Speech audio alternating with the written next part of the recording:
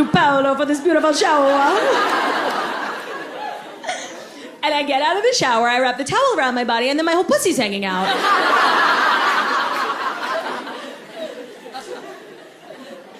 And I was shocked to see my pussy there. I actually didn't even see my pussy because, like, my tits are so big. So I, like, went into the mirror and I was like, oh my God, pussy! What are you doing here? It was actually, like, a really traumatizing moment for me. Like, I remember, like, looking in the mirror and, like, my body just, like, looked defeated, you know? I have, like, dark under-eye circles, like a pussy. And I remember really thinking to myself, like, this is one of the lowest points of my life. Can I please go back to America now? Fuck you, Gordo. And I just don't know what that is. Everywhere I go, tiny little towels. Tiny little towels. It's bullshit. You know what it is? It's fucking fatphobic. Yeah. What do we want? Now. When the fuck do we want them? Now. And you know, we live in a day and age where, like, if you want to be a successful platform, you have to be, like, cause-driven. You know, you have to have, like, a philanthropic element, which is, like, so fucking annoying, but, like, I can't get into that. And so I want to be successful at FFD, and I have such a good cause. You know, by the way, you know who I blame for that whole thing? Tom. Tom's. Yeah. He started that whole philanthropic bullshit. He was, like, allegedly giving shoes to the kids in Africa. Yeah, sure. All I'm saying is I never saw a picture of a kid in Africa wearing a loafer, okay? It's giving fraud. It's giving fraud. They should call the company Tom's Girardi.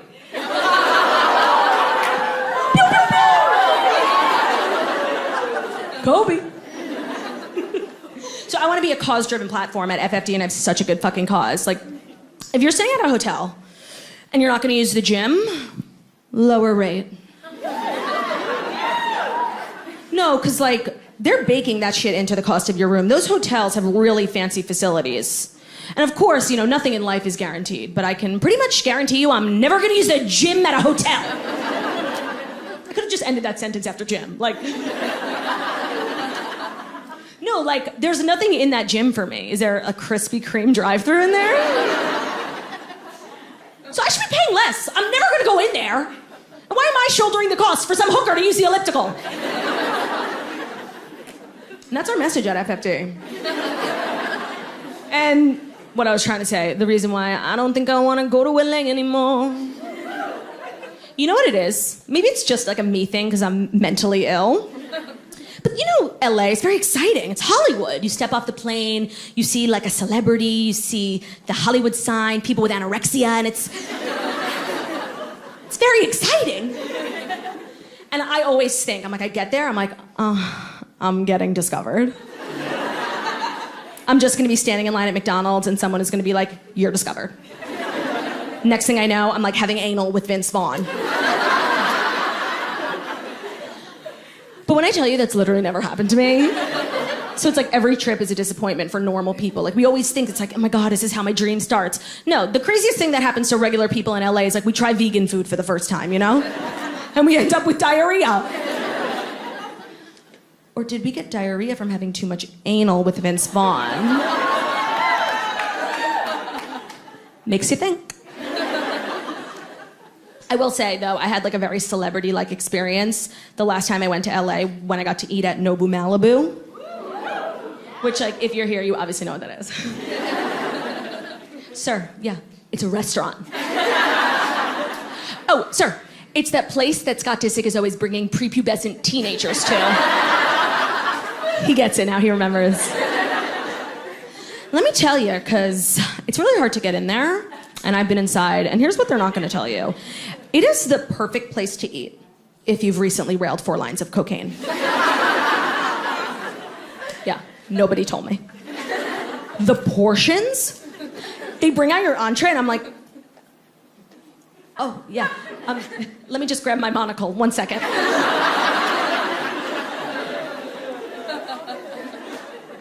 Oh, no, that's exactly what I wanted. Thank you. And then they're like, that'll be $11,000. menu is designed for the people who can actually afford to eat there. Celebrities who are doing blow in the bathroom. So I didn't know, but I was still excited. And the night was memorable, but not for a particularly good reason. I was actually assaulted there. I know. Verbally, but it counts. I was verbally assaulted at Nobu Malibu by a server. You believe that shit? Here's my side of the story. This gentleman comes over to tell us the specials. Now, I love to eat out. Well, at restaurants, not pussy, sorry. It's a very pussy-heavy show. I'm like an ally, you know, but I'm not like that big of an ally, so. I was trying to say, I love to go out to eat. I do. It's one of my favorite activities. But when they come over to tell you the specials, it's like my least favorite part. Because I never have the heart to tell a server, like, not only do I keep kosher, I have the palate of a 6-year-old who grew up in a trailer park. I'd never heard of a special I was even remotely interested in smelling. But I don't want to be a cunt, and I never use that word. I know, like, as a server, it's a huge part of your responsibilities to memorize that and present it with grace. So I just usually sit back and zone out. I think about, like, what I'm going to pick up on the way home from McDonald's, you know? However, lean in. On this particularly chilly night at Nobu Malibu, my ears perk up. Because this waiter, something ain't right. He's getting, like, really into the specials. Really passionate, zealous, borderline erect, I swear. And I think to myself, you know, this actually sounds interesting. Maybe I should listen. Maybe there's something there for me. So I start listening, and this man is going on and on and on about one dish, the tuna toro. It's very special, he explains. Tuna toro's really rare. It's really fatty. You want to know why? Oh, because it comes from the belly. That was loud. No, I could literally start like a one-woman band. Like, tumble out of bed and I stumble to the kitchen, pour myself a cup of ambition, but yawning, stretching, trying to come to life. I don't know the rest of the words. 9 to 5.